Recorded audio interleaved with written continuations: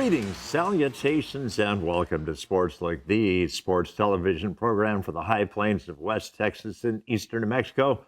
I'm your host, Doc Elder, and while the regular season of SportsLook has 2 weeks left, the regular season of baseball and softball at Eastern New Mexico University only has 1 week left. So we're going to bring in Casey Caflin from baseball. We're going to bring in Jordan Rivera from softball. I'll finish up with an overtime, but as always, I'll start out with an Eastern recap.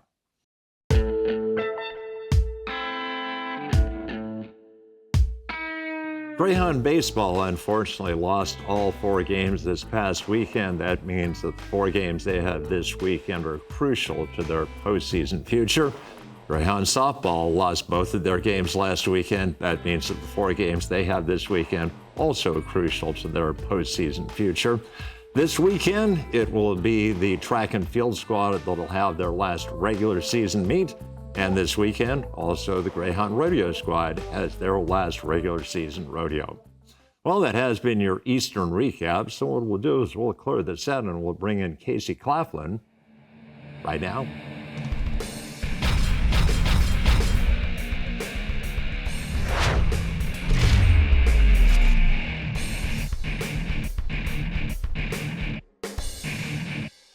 Welcome back to SportsLook, and a privilege to bring to the set of SportsLook for the very first time the assistant coach of Greyhound baseball, Casey Caflin. Coach, welcome to the show. Appreciate having me. Thank you.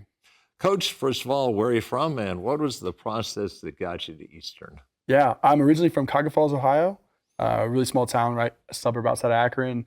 And so played college ball there, ended up coaching at my alma mater at Shawnee State University, coached there for 4 years, and then moved out to Iowa, was at Waldorf University for 2 years, and then we're just looking for new opportunities, and this job opened up. And so I actually had a connection with Coach Price through another, correspondent, and, job opened up, reached out to me, and went through the whole interview process, and then wife and I moved down here in July, so.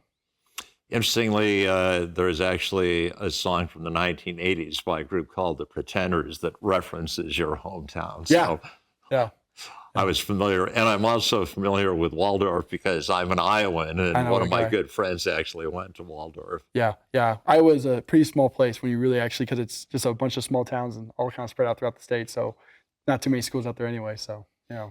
We'll talk a little bit about your association with the game of baseball. At what age did you start playing, and what position did you play? Yeah, so my dad played college baseball. My uncle played college baseball. So I grew up in a baseball family. So I started playing organized baseball when I was 4 or 5 years old, playing t-ball, coach pitch, all that stuff like that. And having a dad as a coach my whole life was just, again, not saying it was anything natural. It was just the fact that I didn't want to play soccer and I wasn't good at basketball. And my dad didn't want me playing pee-wee, tackle football. So baseball became the option. So I started playing baseball year round, probably when I was about 10, 11, still playing basketball in the winter or anything like that. But I just love baseball, always was. So I, really kept pushing it and just really trying to be the best guy I really, possibly could be. And the goals of playing professional baseball, college baseball were there when I was, 11, 12 years old. So that's what I wanted to do. And so, and then just going through high school, just playing, travel leagues or anything else, going in the fall, going in the summer, playing in the spring, and then, wrestling in the winter or anything like that too. So just kind of doing sports all year round, but baseball's always what I wanted to do. So it wasn't like I was forced to, kind of be acclimated to the game, but it's what I love doing since I was a kid. So I didn't like I said, doing too much other things. And so, baseball was always my first love for it. So. What position did you play in high school? So in high school, I started off as a shortstop, second baseman, kind of undersized. I was pretty small going to high school. My freshman wrestling year, I remember I wrestled 135. And so I was a pretty small guy, about 5'6", 135 in my freshman year for JV baseball. And so I played shortstop, second base, but I started catching in summer ball, and I knew kind of that was my ticket. My dad was a catcher, and then started pitching at the end of his career too. And so I knew I grew up in a home where Johnny Bench is the greatest catcher of all time, and there's no question about it. And so I grew up with the idea that, if you go to a tryout or a showcase, there's going to be 1,000 shortstops, there's going to be 2 catchers. And so I knew that even being a smaller guy, that I could still catch at a high level, and kind of with the way my arm strength played. So my sophomore year, we had new coaches come in. I really wanted to push catching. So I ended up becoming a varsity catcher. It was our 3-year starter at my high school, as all conference as a junior as a catcher. And then fortunately I had bone chips in my elbow, so I actually missed my senior year. I played like 5 games, had a bone spur, and had surgery, and then walked on the University of Akron as a catcher. So, yeah, that's what I always love doing. Catching's a lot of work. It's a lot of fun, but you're in every play, and you're kind of like another coach on the field. So yeah, I caught all through high school, and then in college I caught, and then my senior year I started pitching too, just because you can never have too many arms, and I rolled in summer ball and just kind of help our team out with. In most college summer leagues, pitching gets spread pretty thin. So I jumped on a bump and I hit 90 and called my coach, and he's like, well, let's see what happens. So I go back to Shawnee in the fall of 2017, my senior year, and jump on the bump and hit 90, and they're like, hey, yeah, let's try to figure this out. And so I was our catcher my senior year, and I was our closer too. So I actually led our team in ERA my senior year with 22 Ks and 14 innings. And then so when my career was over playing, I actually, as I was beginning my coaching career, I was still trying to play professional baseball as a pitcher, and just not too many guys wanted a 24-year-old who was 93. So, but yeah, I was a catcher all through college, and then started pitching a little bit at the end. So. And that is astounding. I mean, back when I was a baseball fan back in the day, 93 would have put you in an elite class, but kids just throw harder now. Yeah, it's wild, man. And that's just, baseball just keeps developing, right? And it's because guys throw harder, the training, programs get a little better, the coaching gets a little better, and it just keeps going on as the way the game goes in the last 20 years. And, obviously everyone talks about right now that, Velo's king in the major leagues and what's going on in professional baseball. But the reality is Velo's always been king. Even 1980s, there's still a high price for guys who threw hard and could get guys out. It's the reason why everyone, always joke about, if we actually time travel back in time, all I'd want to do is see how hard Bob Feller actually threw, or how hard Walter Johnson actually threw a baseball, or Bob Gibson truly threw a baseball, or again, did Nolan Ryan actually hit 108, right? So Velo's always been king. It's just more. It's just now everyone in the game is like, yeah, that's all we want. So it keeps progressing, and so yeah. And again, even look at this conference. When I played Division I baseball, 10 years ago, I was a freshman and sophomore. We had three or four guys on that team that were going to run up, low 90s, touching maybe 92, 93. I mean, and with us, in the Lone Star, every team's got one or two guys that are going to touch 93. I mean, we just got done playing Angelo State, and they had, multiple guys hitting 92, 93, 94, even one kid hitting 95. So it's just baseball's getting better, and the talent's just a giant pyramid, and especially since COVID and everything else, all the different rule changes, older guys in college baseball are just more physical. And if you have a little more physicality, you're going to see a higher velo. So, Casey, talk a little bit, and I think obviously in the family that you grew up, there was a pretty good likelihood you'd end up coaching. But at what point in your life did you realize that's what you wanted to do? Well, actually, when I graduated from Shawnee State in 2018, I actually wanted to go to seminary. So I had enrolled at KCU, Kentucky Christian University, as a GA. Was getting my master's in biblical studies there, and just the program wasn't working out what I wanted. And I knew that if I got my master's in biblical studies, that it wasn't going to transfer over to try to finish an MDiv like I thought it might. And so I left that semester. I was actually enrolled at Westminster Theological Seminary in Philadelphia. My former boss, Phil Butler at Shawnee State, he was the assistant when I played. He became the head guy at Shawnee in 2019. And so he gives me a call. He asked me what I'm doing. I told him, well, actually, I'm leaving KCU, and I'm actually going to go back home and just work and get ready for seminary. And he goes, well, do you want to come be my pitching coach? And I'm like, sure. What's the pay? He's like, nothing. It's like, sounds good. Yeah, let's do it, man. And I got a couple months, and so early on to it, it was like I really loved what I was doing in coaching, and just that aspect of ministry involved with coaching, man, trying to be in the foxhole in guys' lives, right? In the summer ball, I played with an organization called Athletes in Action. So our manager, Justin Diller, would talk about it, how what we were doing was the fact of, you're trying to be in the trenches in guys' lives. That's what baseball ministry truly is. And so, trying to do my best in that regard. And so it's kind of, that first couple months of kind of coaching was realizing, hey, this is, I really want to do this. And so, I decided actually to forego Westminster, a little bit on cost, a little bit on logistics, how I'm going to pay for it. And also I got offered basically the number 2 spot at Shawnee, which still was not being paid much, but it was a little stipend, working other jobs. I wrote grants. I worked in a daycare. I did other stuff on campus and stuff. And so trying to make ends meet a little bit coaching. And so it was probably into first, little bit of actually coaching that I was like, hey, actually, this is what I want to do. And then since then, it's just kind of been, early on it was, like I said, working other jobs, kind of putting stipends together. And now it's in the last, 3-4 years of being just being full-time with it. And so been blessed in that sense. But But yeah, it was pretty early on, kind of being coaching with it. Because again, like I said, in high school, I really don't know what I wanted to do. And even in college, I changed my major 3 times, and so I didn't really know what I wanted to do. And then I became a Christian my freshman year of college, and then from that kind of started changing me a little bit too. And then they said that kind of wanted to do in ministry, and just at the end of the day, I don't really care how much money I make, as long as I can try to provide for my family as best I possibly can and make an impact in people's lives. That's all I really want to do. So yeah, that's probably about it. So. Well, Casey, obviously we brought you on because this weekend a hugely important series for the Greyhounds. And what's the one thing you absolutely have to? I mean, there's pitching, there's hitting, there's defense. What's the one thing that you have to execute at a high level this weekend? I would say the biggest difference is going to be the consistency in starting pitching. I think one of the things that's struggled throughout the year is just that consistency from getting 4 games right. A lot of the weekends we've had 3 really good performances and 1 that's a little rough, or 2 dynamite, 1 okay, and then 1 that's rough. And it's kind of been a different guy every weekend, when that can be tough. And so offensively, I think start off a little struggling all year, a little bit what we're doing with the bats. But I believe that offensively this weekend, if we score runs, we're going to win these games. But we can also score runs, but we got to be able to put zeros on the defensive side. So consistency starting pitching. We're consistent with in our starters this weekend. Then I feel like we can beat any team. If we're consistent there, we can beat any team. And then when we are consistent and we're scoring runs, we're really tough to beat. And then lastly, at that point, making routine plays. We play defense.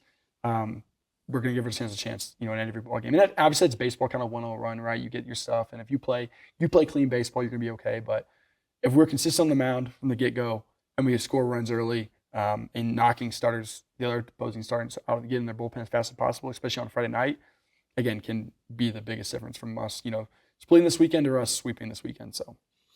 And in the minute or so we've got left here, if people come out and watch this, and we'll point out that depending on the weather this weekend, things may change a little bit, but if they come out to watch you guys play, what's the one thing you hope that people take away from watching the Greyhounds? I think the biggest thing I want people to take away is the work that these young men put in and their ability to compete. One of the biggest things that we've really tried to push especially over the last 3 weeks, is to never quit, right? You have to, if you go down 5 runs early, you go down 3 runs early, whatever it might look like, you go down 6 runs early, like this team can compete as a whole with anyone. Even the top teams in our conference, we have shown pretty good efforts against them, even at their place or home or away. And so that compete factor is huge. And the biggest thing I want to see from our guys, and again, what I'd love for people watching, these guys go out and play, is their ability to compete and fight. That's the biggest thing I want people to see, because again, it goes back to the same thing. Like at the end of the day, all you want is someone who can be in your foxhole with you. And I think right now we've got a good group of guys that are one to be in the foxholes with other guys. And so again, that's that compete factor, that not quit, that it don't matter what the score is, we're still gonna play hard. Again, even unfortunately going down to 8-1 after the first inning, and Angelo with some wind, some luck not against us, and Angelo hitting 3 home runs in the first inning, we still scored 10 runs against them, and they're good arms. And so I want our guys to show out like, hey, we can go do this against anybody. And it just goes back to we just gotta go compete, compete on the mound, compete in the box, refuse to lose, and refuse to strike out. And at that point, you actually give yourself a chance to win. If you're not doing that minimum, you're not going to give yourself chance to win. I don't care who you're playing. I don't care if you're playing the worst team in the country, you're playing the Yankees. It don't matter. Well, Casey, congratulations on the success to this point, and let's hope that by this time next week we're talking about the Greyhounds going to the LSC playoffs. Absolutely. So thank you for having me. All right. Well, that is going to wrap up our first interview segment. So what we'll do is we'll clear the set and we'll bring in a player from Greyhound softball right now.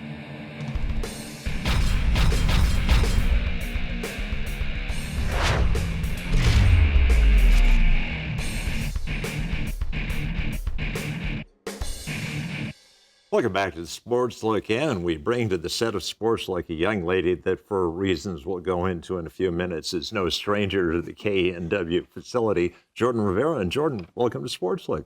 Hi, Doc. Nice to be here. I'm happy. I'm excited. Well, Jordan, first of all, where are you from, and what was the process that got you to the team here at Eastern? So I'm from Las Cruces, New Mexico, 4 hours away here in Portales. Funny story of how I got here. I'll start from the way beginning.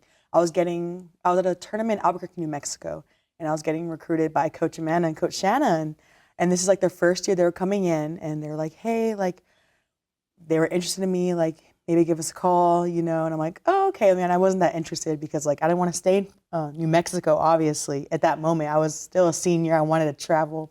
But I ended up going to Francis Marion University in South Carolina near Myrtle Beach. I was there for 1.5 years, and then I transferred here to Eastern mid-semester, going into season, actually. I contacted Coach Amanda first. And I was like, hey, like, I don't know if you remember me, but I mean, I would love to go back home in New Mexico. And she was like, of course, like, I remember you when I was first recruiting you. And then that's how I ended up back here in Portales, New Mexico at Eastern. So, but I love it here. I'm happy. Jordan, let's talk a little bit about you as an athlete. Was softball your only sport growing up in Las Cruces, or did you play a number and softball just became your best sport? Actually, yeah, what you just said. I mean, I played volleyball growing up my whole life. I started when I was young also. I'd say around like 8. Of course, I started softball when I was 4, like T-ball. But I played volleyball when I started when I was 8. I played like competitive club ball. I would travel around the U.S. I really enjoyed it. And then I even made varsity my freshman year as libero, surprisingly. I'm a tall girl, but I was a libero. And, digging the balls and diving on the floor and everything. I really enjoyed it. But then in high school, I had to choose between either softball or volleyball because, I couldn't play both in college. That's really hard. So I think my junior year, I stuck to softball and then traveled competitively also out of high school season. And then here I am now playing college ball. Who were the big influences on you to help you become the softball player that you did? A lot of people. I mean, I'd say my grandparents, they helped me out financially because I struggled growing up playing 2 sports, but they've always supported me and helped me play the 2 sports I love. Of course, them too. And then, of course, my mother and my father and my little sister, because I wanted to be a good older sister, and and she loved watching me play, and I just wanted to be a good role model and show her that girls can be good at sports, and very competitive. And my father, he was hard on me, but I wanted to be good for him. You know what I mean? Like I was always a father's girl. That makes sense. Never. Yep. My mom was just the sweet one. Like, you got this, Mia. Like, you go. Like, you're kicking butt. And I would do horrible. My dad was hard on me, but I loved that. Like, I wanted to do good for him. But everything I do is for my family, for sure. At what age did you recognize that you had an ability to pitch? Ooh, funny story, actually. My freshman year, I was never really into pitching. Mm-hmm. Like, surprisingly, I started at right field, and I was known for my hitting. In high school, I got Offensive Player of the Year all 4 years I was there. I was never known for my pitching. I was known for my hitting, surprisingly. But then sophomore year, when COVID hit, I started pitching. Because I was like, why not? Like, they're going to need more arms, so it would be nice to just start pitching and practicing on my own. Like, it won't be that hard. And I was throwing, like, every other day because it was COVID, I had nothing else to do but be outside. And then eventually, like, my junior year, I was like, oh, I'm kind of good at this. So I kept going and then got recruited for my pitching and my hitting when I went to FMU at first. But, yeah, around my junior year, I started realizing, like, pitching is really fun. Well, I'm actually familiar with Francis Marion because one of my good friends, Gary Griffin, was a professor at FMU. And what was it that intrigued you enough to get you out to Myrtle Beach? So how I got there in the first place was I played competitive ball in Virginia with the travel team. I would fly out every weekend to Virginia. They all expenses paid. The coach would fly me out there. And we would play a lot in South Carolina because, it's right there, and North Carolina. And her name is Stacy Valley. She, saw me and play at one tournament, and she was very interested. And, beautiful in South Carolina. I loved it over there. I love the environment, trees everywhere. I was near the beach. Like, I was like, come on, like, I live in New Mexico. Like, it'd be nice to go over there, So that's what really intrigued me. And the program, they're really good. So I was like, why not? Let's go over there. But then I missed home. I'm not going to lie. And so I came back home. When you came to Eastern, there had to be a good interaction between you and Coach. I mean, you had to sell Coach on why you wanted to be a part of the program. Yes. They had to sell you on the program. So Yes. what did Amanda and Shanna say that really got you plugged in? So I feel like me and Coach Amanda are very similar. Like she was a pitcher, she was a hitter also. You know, we had the same drive and energy. And I could just tell, like talking to her when I gave her that phone call when I wanted to transfer, like she was all in to bring me in and I was all in, you know, and from the get-go she wanted me and I I noticed that, you know, like that she wanted me and that she had the same drive for me to succeed. And still to this day, like she just has a different energy that I love. It's not like any other coaching and she pushes me hard to be a really good player. So I saw that on display. I broadcast your games last Friday, and there were a couple of times Coach Fiefler got rather animated with the umpires. yes. So she brings a fire to each and every game. She's always gonna do what she needs to do, you know, to help us out, you know, especially during a game. So when you got to Eastern, who was the player or who were the players that really took you under their wing and showed you the ropes here at Eastern? Oh, okay. So last year, for sure, Kinsey Patterson, you probably know her. I moved in with her.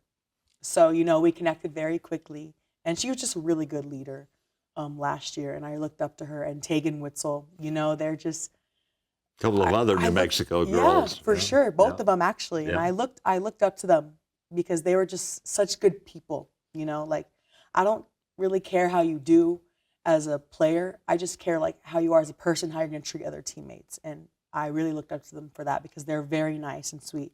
And especially this year, Grace Rafi, she's I love her so much. She's a really good leader. And then Ashley Burns, of course, because she's a comm major as well, like me, and so is Grace. So they help me out a lot, but I look up to them a lot, all of them. Yeah, and Grace has been a guest on the show. Ashley's Yes. been a guest, so you're following in good footsteps here. Last year was a year that saw the Greyhounds qualify for the postseason. You played a higher seed in the first round. You beat them. Yeah. Played the number one team in the conference, and you only lost by a run. Yeah. So obviously that was a magical year. Yeah, it was. It was a crazy year. I mean, last year you had to, only the top 10 teams could make it to the tournament. This year it's only 8. And right now we're tied for 7th, and we're going to have to win these next 4 games to make it in to the LSC championship. But I think we got it in the bag. Obviously, if you look at the record of the teams that you play this weekend, you kind of like your chances. But, Yes.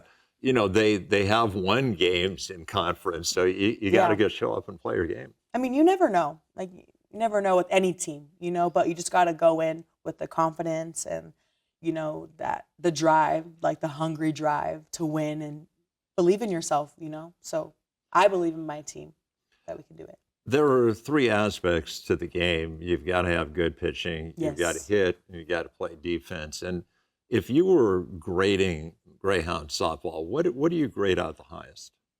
Ooh. I feel like it depends on the game, of course.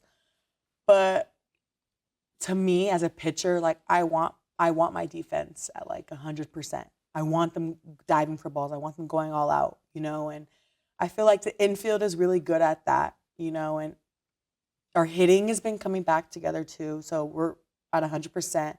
I don't know. I feel like it all has to come together. So it just depends on the game. Like it switches from here and there, but I say our defense for sure. You've had some impressive wins this season, and I think I know the answer to this question, but that's why I ask the questions, because quite frequently I'm surprised. What's been the high point of the season? What's the most impressive game that ladies have played this year? I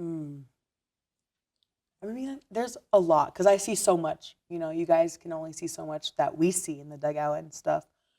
Let me think. I would say sweeping Midwestern at Midwestern. For sure. That was a good series because they swept us. Yep. And, you know, we love sweeping, you know. But, I mean, there's a lot of games. Any game we won, You know what I mean? They're all good. Because you could tell that we're giving 100%, 110%, So, yeah. Well, Jordan, I thank you so much for being our guest. It's been a pleasure watching you, and you've got a really good chance this weekend. Yeah, So let's we hope do. this time next week we can talk about Greyhound ladies going to the LSC for a third straight year. Yes, for sure. Thank you so much for having me here. All right. Well, that is going to wrap up the interview segment of SportsLook. So what we'll do is we'll clear this out, and I'll finish up with an overtime right now.